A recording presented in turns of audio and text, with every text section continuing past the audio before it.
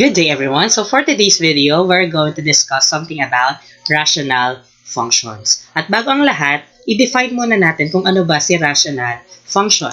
So a rational function is a function of the form f of x equals p of x over q of x, where p of x and q of x are polynomial functions, and q of x is not a zero function. Tulad nung dinefine natin, a rational expression is an expression to which ito ay ine-express as a quotient of two terms or two expression.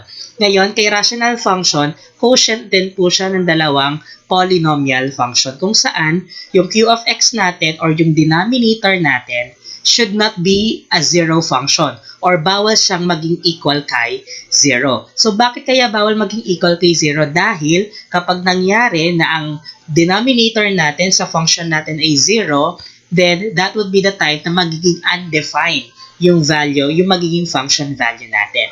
Okay po? Kaya po malinaw na bawal pong maging 0 yung ating denominator. Okay? Ang rational function po ay hindi po isinosolve. Bagkos ito po ay tinitingnan natin yung properties niya at yung behavior ng kanyang graph. Okay, suppose we have here the polynomial, the rational function, f of x equals x minus 2 over x plus 1. Kung mapapansin niyo si x minus 2, this is a polynomial function. Yung x plus 1, yung denominator natin ay polynomial function din. At hindi siya 0 kasi x plus 1 siya. Well, definitely, this is a rational function. Okay po? Para ma-observe natin yung properties ni rational function, it would be better kung i-graph po natin siya. And para ma-graph natin itong function na ito, we have to make what we so-called table of values. But it would be too tiresome or masyadong mahaba. It's such a waste of time. We would do the table of values ng isa-isa kung saan we will let values of x and so on and so forth. So we can use our calculators. We can use the calculators kung saan yung mode niya, kapag pinindot nyo yung mode ng calculator ay merong nakalagay na table. So we will press 7. And then lalabas dyan yung f of x. And what we're going to do is just to enter the function we have here. So that is a rational function. We have here x minus 2. So we have alpha. Then ito, para makuha natin yung variable x. Then minus 2. And then over x plus 1. So we have here x plus 1. And then, tatanungin ko kayo dyan ng g of x, kung saan isa lang naman yung function natin. So, skip lang natin siya. Just press equals. And then, tatanungin tayo ni calculator kung saan tayo magi-start. So, saang value mo ba gustong magsimula yung table of values mo? Alright? So, in my case, it would be better, or in our case, it would be better if magsimula tayo sa negative values papunta kay positive values para makita natin yung difference. So, let's say for example, magsisimula ako kay negative 5. So, just press negative 5 and then press equals. And then, tatanungin tayo ni calculator. And, so saan ba tayo magtatapos? So, kung nagsimula ako kay negative 5, then gusto ko ngayon magtapos yung aking table of values kay positive 5. So, just press equals. And then, may isa pang tanong si calculator, step. Pag sinabi nating step, ito yung interval ng value ni x mo na ginawa mo kanina. Kung saan mag-start ka kay negative 5 at magtatapos ka kay 5. So, in my case, gusto ko isang step lang siya or isa lang yung interval niya. So, negative 5, negative 4, negative 3, negative 2, and so on hanggang kay positive 5. So, just press 1. So, in this case, 1 na po yung nakalagay. So, just press equals. And then, lalabas na po kay calculator yung mismong table of values kung saan kapag negative 5 po yung value, ang function value natin ay 1.75 or 7 over 4. And so on and so forth. Kapag negative 4 naman, ang value natin ay positive 2. Kapag negative 3, that is 5 over 2. Kapag negative 2, that is 4. Kapag negative 1, kung may mapapansin kayo dito, that is kapag negative 1 yung x natin, the function value is error. Okay, so mamaya, i-discuss po natin yun ng maigi. And so, hanggang makarating ka dun sa pinagtapusan natin, which is 5, which is 1/2. Okay, so yun po yung magiging table of values natin. At kapag ginraph po natin siya, so this is the first point. kapag ang value ni x ay negative 5, then we have 1.75 or 7 over 4. And then, lahat ng values, ipa-plot na natin.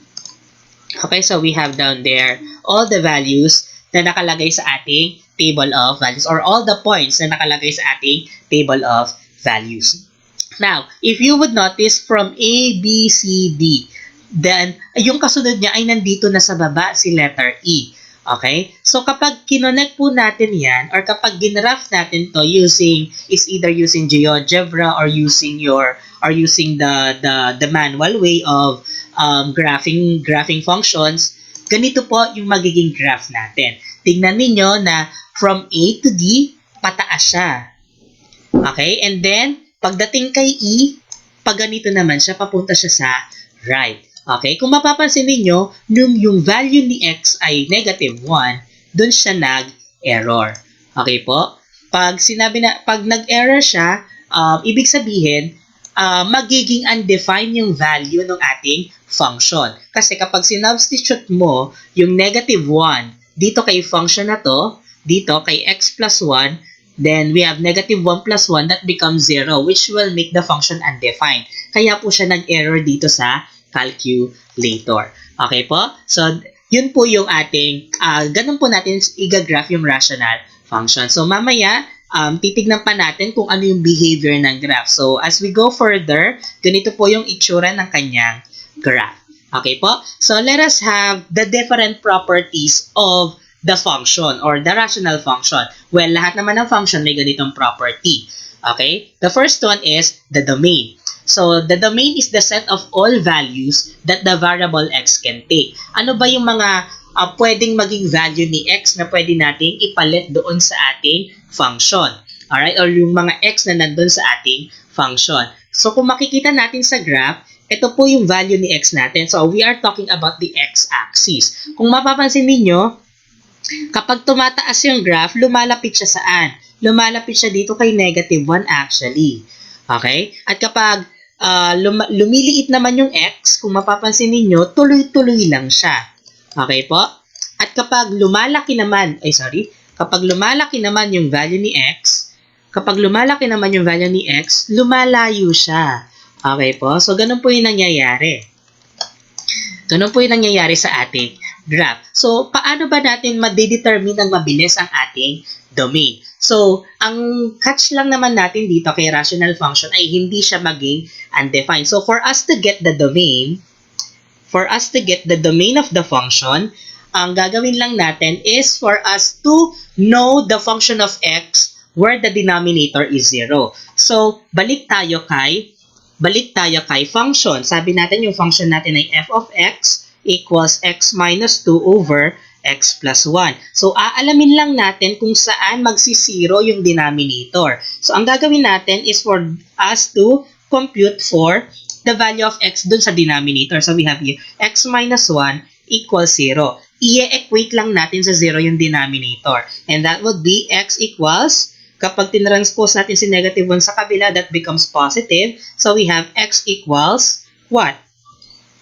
X plus 1 pala yung given, sorry, okay? So, we have x plus 1, sorry. So, x plus 1 equals 0. Then, kapag nilagay natin sa kabila si positive 1, that becomes negative. Ibig sabihin, kapag negative 1 yung value ni x, doon magiging undefined yung ating value or yung ating function. So, ibig sabihin, yun yung bawal na maging function or yun yung bawal na maging value ni x. So, if we are talking about the domain of the function, then that would be the set of all real numbers such that x is not equal to negative 1. So, lahat po ng integers na makikita mo sa x-axis, pwedeng maging value ni x, except kay negative 1 kasi si negative 1, dun magiging undefined yung ating function. Okay po? So, that's how we get the domain. Okay? Next is the range. So, the range is the set of all values f of x or y can take. Wala po tayong shortcut sa pagkuha ng range unless we have graphed the function. So, taking a look at the graph of the function, ano ba yung hindi nagiging value ni y? So, titingin tayo dito kay y-axis. Ano ba yung hindi niya nagiging value? And we are actually talking about this one. So, kapag hindi magiging value ni f of x or ni y si positive 1. So, hindi po magkakaroon ng function value na 1. Kaya po siya, yun po yung ating magiging range. So, in that case, the range of the function would be all sets of y, or y is an element of real number such that y is not equal to 1. Okay po? So, ganun po natin kunin yung range. Wala pong shortcut sa pagkuha niya. Makukuha lang natin siya unless we have graphed it, or if it's possible na mahanap natin yung range. Alright? But the domain, we can get the domain easily by knowing the values where the function is undefined. Okay? So let us now proceed with other functions. We have here what we so-called x-intercepts. Kapag sinabi nating intercept, ito yung points na nag-cross dun sa either x-axis or y-axis. Pag sinabi nating x-intercept, ito po yung nagko-cross sa x-axis. At para kung mapapansin natin sa graph, nag-cross ba siya sa ating x-axis? If this is our x-axis, yes, nag-cross siya dito kay point F, which is 2. Okay? So, paano kung di natin ginraph yung function? How can we determine the x-intercept of the function? So, the x-intercepts are the values of x which make the function 0. So, ibig sabihin, anong value ni x kung saan naman magsisiro yung function? So, para malaman natin kung saan magsisiro yung function, then we are to look for the values of x where the numerator is 0. Kung ang ating function ay f of x equals x minus 2 over x plus 1, then hahanapin natin yung value ni x kung saan 0 naman yung ating numerator. Okay? And for us to do that, we are just going to equate the polynomial function or the numerator to 0. So that is x minus 2 equals 0. And then, we have down here x equals, kapag tinranspose natin si negative 2 sa kabila, then that would become positive 2. So, ibig sabihin, kapag 2 yung value ni x, 0 yung ating function. So, yun po yung magiging x-intercept natin. Okay? Kagaya na nandito sa ating point kanina. Alright? Kung saan, kapag 2 yung ating x, then 0 yung ating function value. Alright? So, yun po yung ating x-intercept. So, paano naman po yung tinatawag nating y-intercepts? Yung y-intercept naman is kinukuha natin yung function value kapag yung x naman ang 0. Kung kay x-intercept, ang primary concern natin is yung numerator. Kay y-intercept, hahanapin lang natin yung f of 0.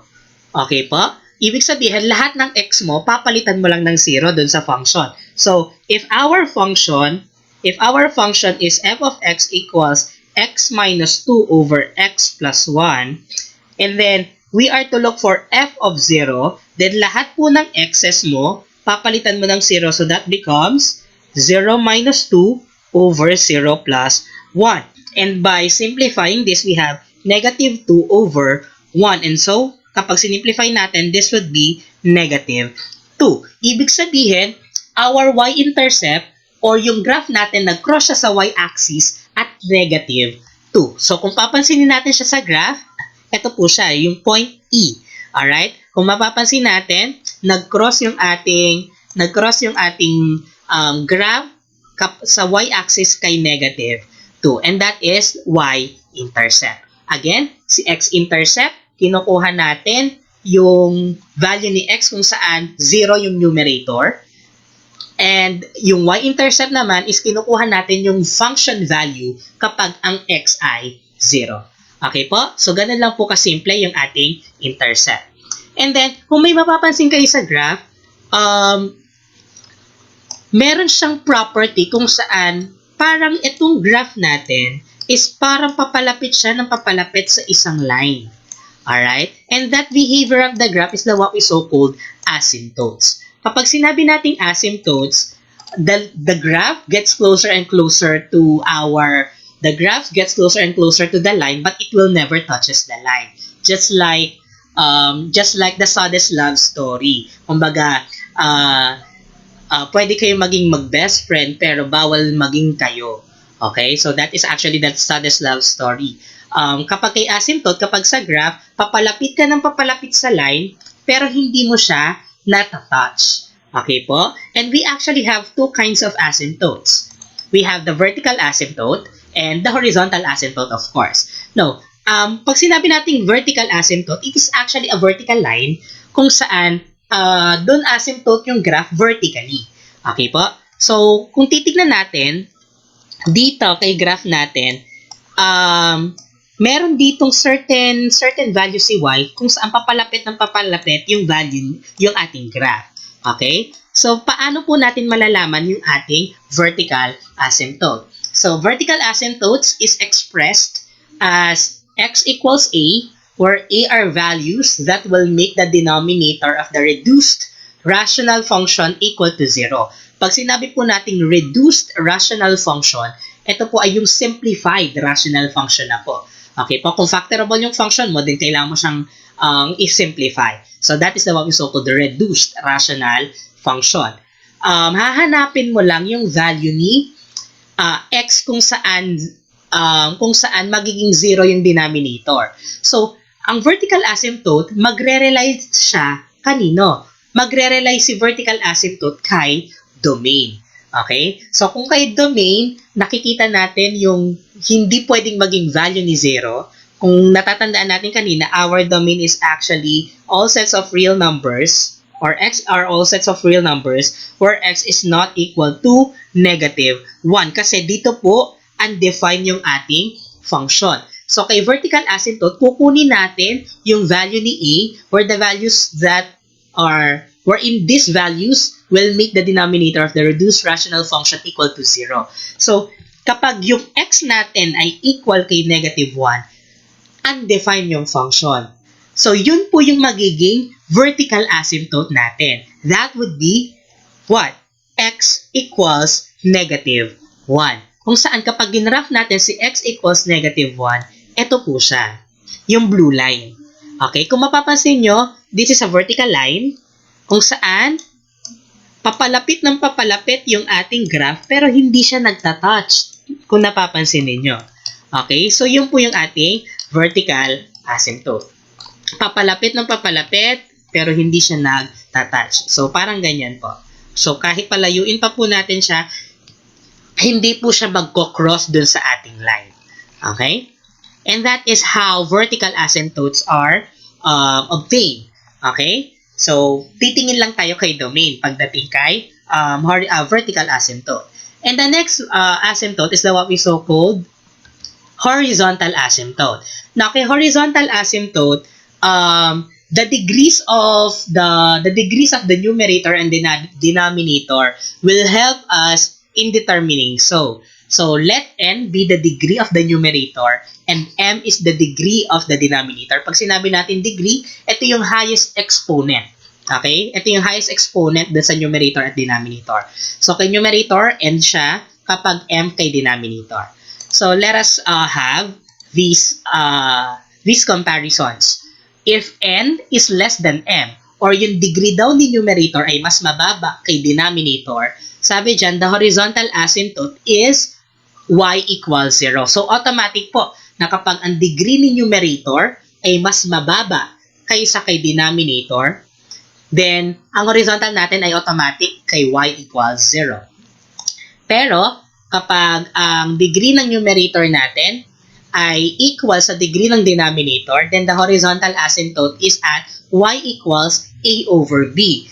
Ano po si a over b? Or ano po si a at ano po si b? Si a at b ay leading coefficients. Pag sinabi natin leading coefficients, ito yung numerical coefficient ng term na may pinaka-mataas na exponent.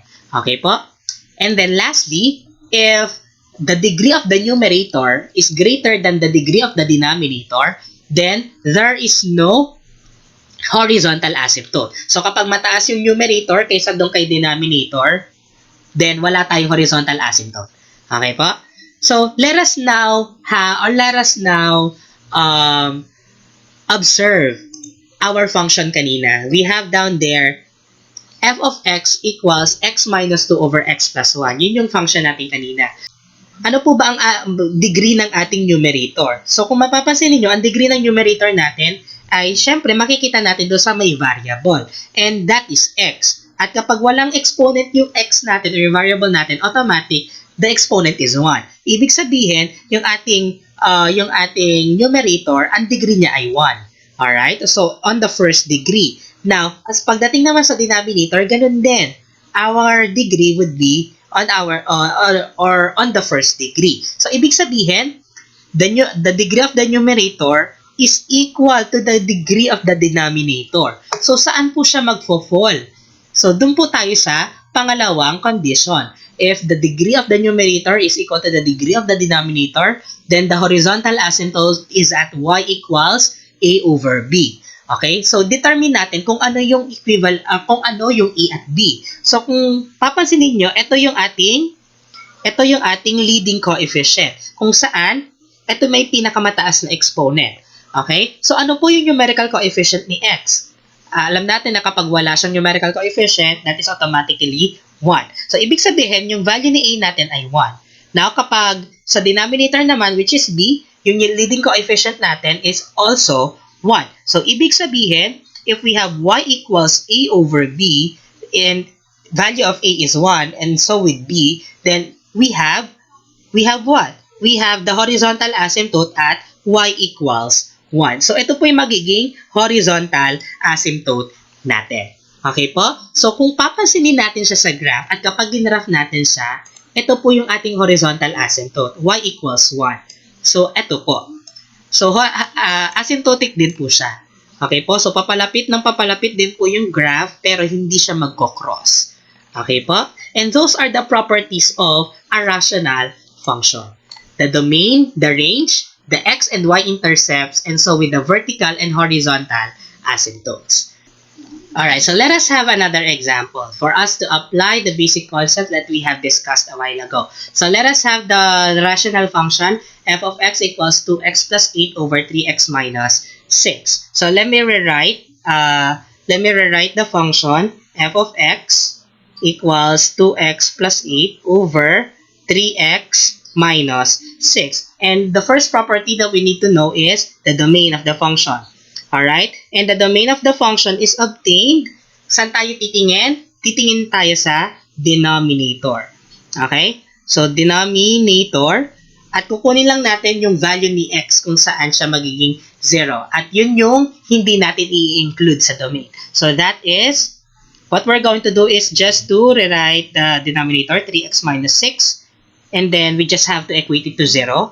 Then, we have 3x equals, kapag tinranspose natin si negative 6 sa kabila, that becomes positive 6. And then, dividing both sides by 3 for us to obtain the value of x, then that would be 2. Okay? So, ibig sabihin, kapag 2 yung value ni x, then, dun magiging 0 yung denominator, and eventually, magiging undefined siya. So, ibig sabihin, ang magiging domain natin would be all sets of x, or x is an element of real number, such that x is not equal to positive 2. So, this would be our domain. So, lahat ng values ni x pwede, lahat na makikita mo sa x-axis pwede, pwera lang si positive 2. Next is the range. So, tulad na sinabi kanina, the range is obtained as we graph the function. Pero dahil mamaya pa natin siya i-graph, hindi muna natin kukunin si range. Let us now proceed with the x-intercept. So, yung x-intercept natin, ito ay yung value kung saan magiging x or magiging 0 yung ating function. Okay? So, paano ba malalaman kung ano yung x-intercept natin? So, titingin tayo kay numerator. So, titignan lang natin kung ano yung value ni x or yung value ni x sa numerator kung saan siya magsisero. So, we have to look for, that is 2x plus 8 equals 0. Then, we have to solve for the value of x para malaman natin, that is 2x equals, if we transpose positive 8, that becomes negative 8. Then we have to divide both sides by 2. Then the value of x would be negative 4. So kapag negative 4 daw po yung value ni x, then magiging 0 yung numerator natin. Pero tandaan na dapat hindi rin 0 yung ating denominator. Okay? So kapag 0 yung numerator, then 0 yung ating function value. So yung ating x-intercept would be at what? That would be at negative 4. Okay po? So negative 4, that's a point on the x-axis. Next is the other one after x-intercept is that we have the y-intercept. So, paano po natin nakukuha si y-intercept as we discussed? Nakukuha po natin si y-intercept as we evaluate the function to 0. Or we are to look for f of 0. So, if we have f of x equals 2x plus 8 over 3x minus 6, then we have to find f of 0 equals 2 times, so lahat lang po ng x ay papalitan natin ng 0. So, 2 times 0 plus 8 over 3 times 0 minus 6. And that would become 0 plus 8 over 0 minus 6. That is 8 over negative 6. And if we are to simplify this is actually negative 4 over 3. So, ibig sabihin, our y-intercept would be at negative 4 over 3. So, that is our y-intercept. And next is that we have our vertical asymptote. So, nakukuha natin yung vertical asymptote gamit sino? Nakukuha natin yung ating vertical asymptote as we look after the what? After our domain. So, magre-rely po tayo kay domain. So, if our domain are all sets of real numbers such that x is not equal to positive 2, alright? So, ibig sabihin, yung vertical asymptote natin would be at what? It would be at the expression where the function is undefined. So, that becomes our vertical asymptote at x equals 2. So, dito po yung ating vertical asymptote. Okay, so vertical asymptote. Nakalimutan ko lang isulat. Alright, and lastly, we have our horizontal asymptote. Our horizontal asymptote is obtained as we compare the degrees of the numerator with that of the denominator. So, yung degree ng numerator natin, kung mapapansin natin sa function, that is 2x plus 8. Ang ating highest exponent ay 1. So, we have 1. And the degree of the denominator, highest exponent natin ulit dito ay 1 din. So, C3x raised to 1. This is raised to 1. Okay? So, since the degrees are equal or the degree of the numerator is equal to the degree of the denominator, then our horizontal asymptote would be at y equals a over b, tulad ng diniscuss natin kanina. So, ano po yung value ni a? Ano po yung value ni b? So, kung sa function, that is f of x equals 2x plus 8 over 3x minus 6. Ano po yung leading coefficients natin? So, ito po yung term na may highest exponent, tama po? So, ang ating leading coefficients would be 2 and 3. So, yung value ni a would be 2 at yung value ni b would be 3. Hence, our horizontal asymptote is at 2 over 3. So, ito po yung ating horizontal asymptote. Okay po? And as we graph that, this is the graph of the function. Okay po? Where kapag tignan natin, kapag ang horizontal asymptote is at 2 over 3, okay? So, 2 over 3, okay? Ano po siya? Asymptotic. At kapag ang x naman natin ay 2, tulad ng vertical asymptote natin na compute natin kanina, then, okay. So, this is where our vertical and horizontal asymptote is. So, we have double check. Okay po? Alright. Now, tulad ng sinabi natin kanina, pwede natin kunin si range. dahil hindi naman masyadong komplikado yung ating graph, yung ating yung ating horizontal asymptote would also be our what? Would also be our range kasi dun hindi naging value yung y natin. So ang ating range should be at all sets of y, or the range are elements of real numbers where y is not equal to 2 over 3. So, ito po yung ating range. So, kinukuha lang naman natin si range kapag simple lang yung graph. Pero, kapag complicated na yung graph, then it would be unnecessary naman kapag kinuha pa natin si range. Okay? So, let us now proceed with our last example. Suppose our function is f of x equals x squared minus x minus 6 over x squared minus 6x plus 8. Alright, so ang una natin gagawin, rewrite ko lang yung function f of x equals x squared minus x minus 6 over x squared minus 6x plus 8.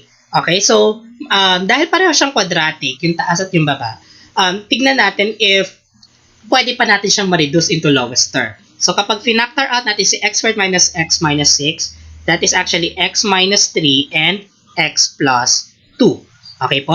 And, kapag inano naman natin yung baba, that is what? That is x squared or x minus 4.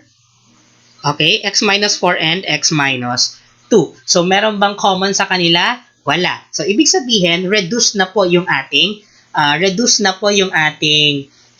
rational function.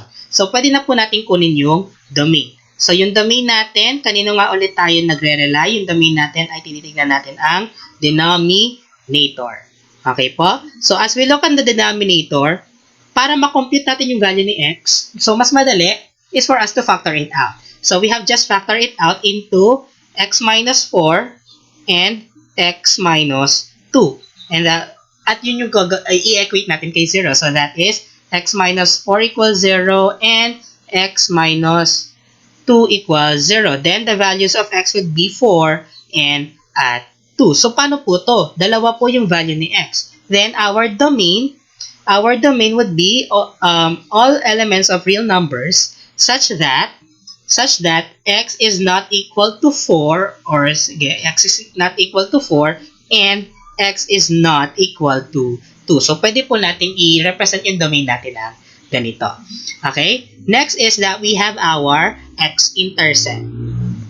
Our x-intercept is yung magiging value ni x kung saan 0 yung ating function. So, titingnan lang natin yung x-intercept through our numerator. So, numerator, titingnan natin, ano bang numerator natin? That is x squared minus 3 minus x minus 6. And for us to solve for the value of x, then pwede natin siyang i-factor out tulad ng ginawa natin kanina. And that is x minus 3 and then we have x plus 2. So we have x plus 2 equals 0. And yung pong dalawang factors ang i-equate natin sa 0, that is x minus 3 equals 0. And then we have x plus 2 equals 0. Then we have x equals 3 and then x equals negative 2. So, dalawa po yung values niya. So, ibig sabihin, our x-intercepts would be at 3 and negative 2. So, dalawa po yung value ng ating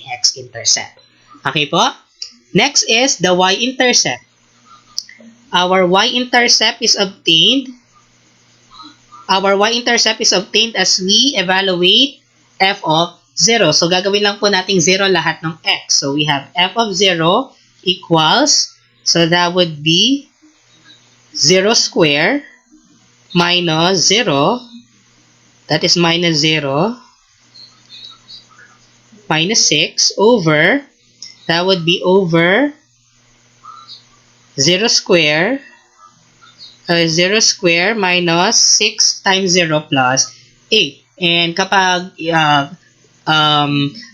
sinimplify natin to, this is 0, this is 0, this is 0, this is 0, then we have negative 6 over 8. And if we simplify this, this is actually negative 3 over 4. So, ang ating pong y-intercept would be at 3 or negative 3 over 4. Okay po? And next is that we have our vertical asymptote. So yung vertical asymptote natin is obtained yung vertical asymptote natin is obtained as we what? As we have our domain. Since our domain are all sets of real numbers such that x is not equal to what? That x is not equal to domain natin not equal to 4 and not equal to 2, then ang ating pong vertical asymptote ay dalawa. Since dalawa po yung ating nasa domain. So we have what? Our vertical asymptotes would be x equals 4 and x equals 2. So mamaya titignan natin kung tama yung vertical asymptote natin na 4 and 2. And lastly, we have our horizontal asymptote. Our horizontal asymptote is obtained by the degrees of our numerator and denominator. So yung degree muna ng numerator natin, anong degree ng numerator? Since ang pinakamataas exponent ay 2, then the degree is 2. Sa baba naman ay, ang degree niya ay 2 din. So, ibig sabihin, if n is equal to m, then our horizontal asymptote would be at y equals a over b. And since the value of a, yung leading coefficient natin dito, si x squared, ano ang leading coefficient? That is 1. At yung value ni b natin, leading coefficient sa denominator is also 1. Hence, our horizontal asymptote is at y equals 1 over 1. Or kapag sinimplify natin siya, that is y equals 1. So, this is where our horizontal asymptote is. So, let us try to graph this one. So, that is x squared. X squared minus x minus 6 over, that is x squared minus 6x plus 8. Okay, so that is our graph. Then, ang sabi natin kanina, dalawa po yung ating vertical asymptote. That is x equals 2 and x equals 4. So, tignan natin. So, that is x equals 4. Okay, so kung mapapansin natin, yun po, ito pong black na color, dalawa po yung ating vertical asymptote kung mapapansin natin. And so, yung atin pong horizontal asymptote is at y equals 1. So, we have y equals 1. Okay? So, yan po, yung ating horizontal asymptote. Okay? And since medyo complicated yung ating graph, but looking at this, kung mapapansin ninyo, kahit nag-cross siya dun sa horizontal asymptote natin, then ibig sabihin, lahat po ng value sa sa y-axis, pwedeng maging value ni range. So, ibig sabihin, our range should be all set of real numbers. Okay po? So, that is how important the graph is for you to obtain our range. And that is how we observe the properties of a rational function.